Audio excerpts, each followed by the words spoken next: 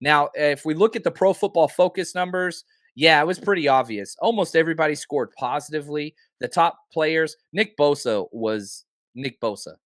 Nick Bosa was crazy good. He had the highest score, 89.6, 90 and above is all pro elite level.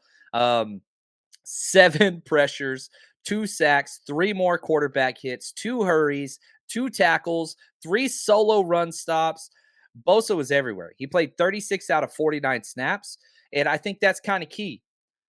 Seattle couldn't extend drives. They were 2-7, 2 of 7 on third downs, plus the interceptions, plus the muff punt. They just didn't have a lot of chances.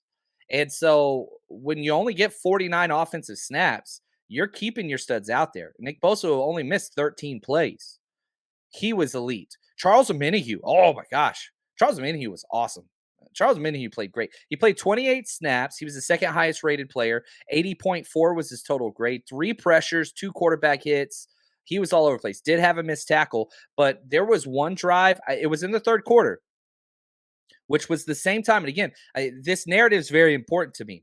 Week 1 versus week 2. What happened week 1? What was corrected week 2? The defense fell down and gave up 3 straight scoring drives in the third and fourth quarter versus the Bears. 3 straight.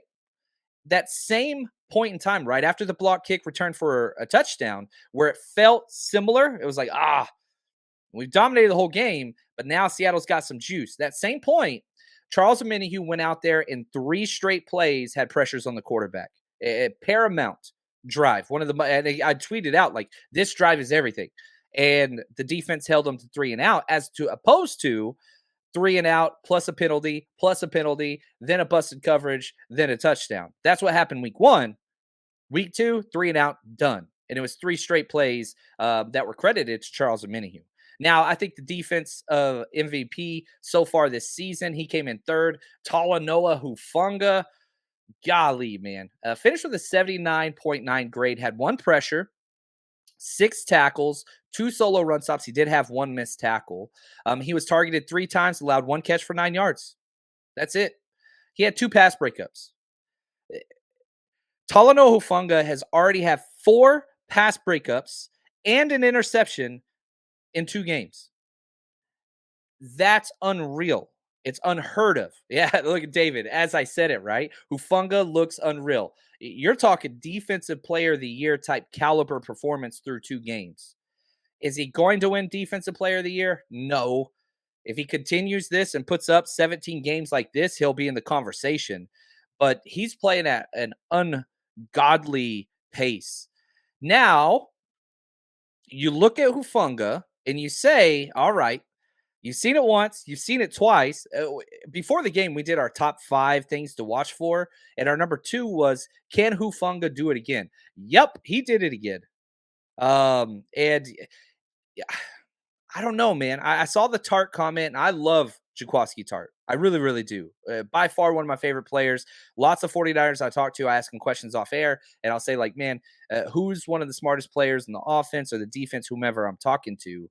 And Tart's name gets brought up all the time. Huge locker room guy. He knows his worth. He's holding out for his worth. He'll land with the team at some point this year. But yeah, it's rough because Hufunga is so much younger and cheaper. I love Tart. I really do. But it's different. We haven't had that playmaking safety in quite a while. You got to go like Dante Whitner, maybe.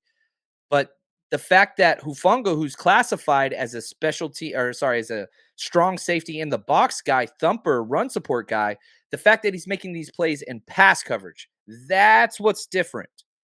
All of the critique, which there was a lot this offseason, because again, people were invested with Tart, and there's nothing wrong with that. So whenever they see Tart being replaced by this younger guy who had some suspect coverage last year, people came out swinging.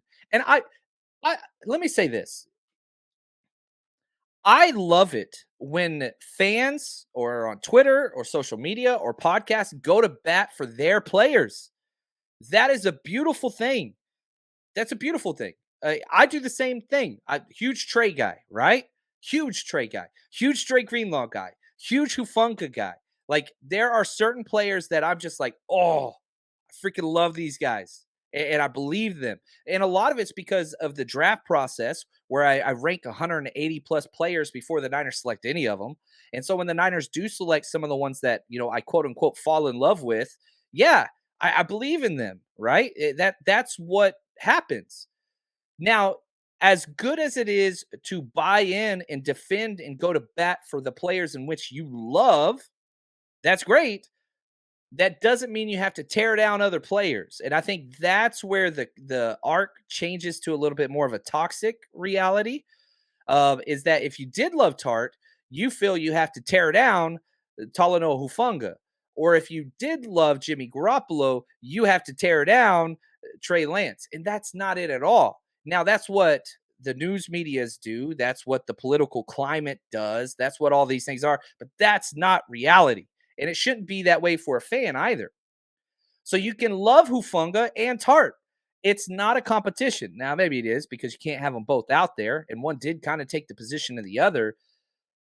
But being able to look at this and saying, okay, I was all the way out on Hufunga. He had questionable coverage, but you watch those two games. How the hell could you not be totally backing this kid?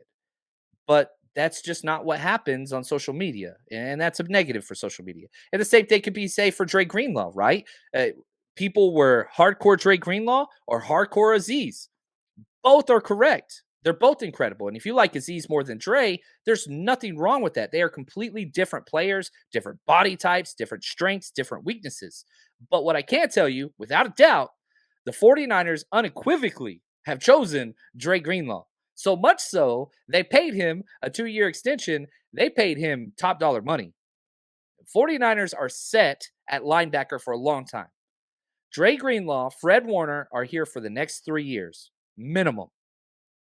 It's incredible. But I also remember everybody talking about why Dre Greenlaw is going to be traded. And every single time I saw those comments in the chat, I kept saying, he's not being traded, guys. It makes zero sense. And everybody's like, oh, he's going to be traded. Dre Greenlaw is a trade candidate. And I kept saying, no, he's not. This team loves Dre. Now, Jorn, is there any chance Aziz comes back? Sadly, I don't see it. He's that Sam backer. Does he deserve to be paid top 20 linebacker money? He sure as hell does. He's that good. It just sucks that he's buried on our depth chart and can only come in on nickel pack or base packages. We look at what Aziz played well. He played 19 snaps, again, out of 49. How many did Dre Greenlaw play? Well, 49. Dre Greenlaw played 100% of the snaps on defense. Aziz played 19, less than half. That's just the reality. It has been the reality. It has not changed. The 49ers have not wavered. When Dre was injured, Aziz took his spot. When Fred Warner gets injured, Aziz takes his spot. But Greenlaw stays at that will backer. That's not changing. And it's not going to change. And I wish you could keep all three of them, but there is no way you can pay Aziz what he deserves and tell him, hey, by the way, you're only going to be playing a third of the snaps moving forward, and we're going to have to pay you a little bit less. That's not fair to him, and I don't want that for him. I want to see Aziz would be the starting number one linebacker on at least 10 teams in the NFL, at least, and he deserves that. Now, he also deserves the 49ers who have cultivated and developed and believed in him when other teams didn't. Brownman is an undrafted free agent. That dude needs to go get paid. My guess, he's going to make $6 to $7 million somewhere else and start, and the 49ers will get a compensation pick for it. Who's the loser in that? Nobody. And Kelly, thank you. We still got a lot of studs on our practice squad. You remember Curtis Robinson we kept? He's on IR. Marcelino McCrary Ball, he's there as well. We're fine. 49ers are fine at linebacker. It is unbelievable. David says maybe we move Aziz before the deadline. I don't think you do, because what would you trade Aziz for? 6th? Maybe a 5th rounder? Or you keep Aziz. If somebody goes down, he steps in, linebacker stays on par, then he signs elsewhere, and then you get that 6th round compensation pick the following year. It's the way the 49ers are doing business. Now, if somebody wants to overpay and give you a 3rd or a 4th, okay, now we're talking. But Aziz is a part of this team as much as anybody. Now, a snap count might be a lot lower than Dre's, and that's not a bad thing. But Aziz is a leader of this team. Aziz is a part of this team. And unless you can get something crazy, which off the ball linebackers, a lot of teams don't value. The Arizona Cardinals do way too much. But anyway, yeah, we're stashing Robinson, McCrary Ball, those two dudes. Oh my gosh. Yeah. Those guys are going to be fighting for that spot. There's no way. They want him to play out his final year. I agree. I like that. So maybe you get something and you can kind of figure that out. But anyway, now if we're just talking linebackers, the highest rated linebacker this week was Dre Greenlaw with a 70.3 grade. He did have another missed tackle, which that's 2 weeks in a row he's had a missed tackle. Very uncharacteristic, but he also led the team in tackles.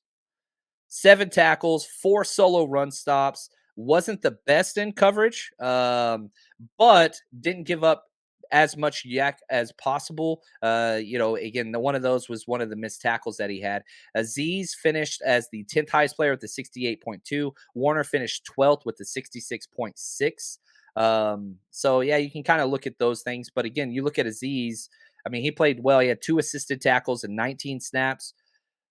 Aziz was good. And one of my favorite drives of the game were Kinlaw and Armstead just clogged the middle 3 plays in a row. Aziz made the first play. Warner made the second play. Greenlaw made the third play, 3-and-out punt. And it was just like, oh my gosh, D'Amico Ryans is on the sidelines. That's how we draw it up, baby. The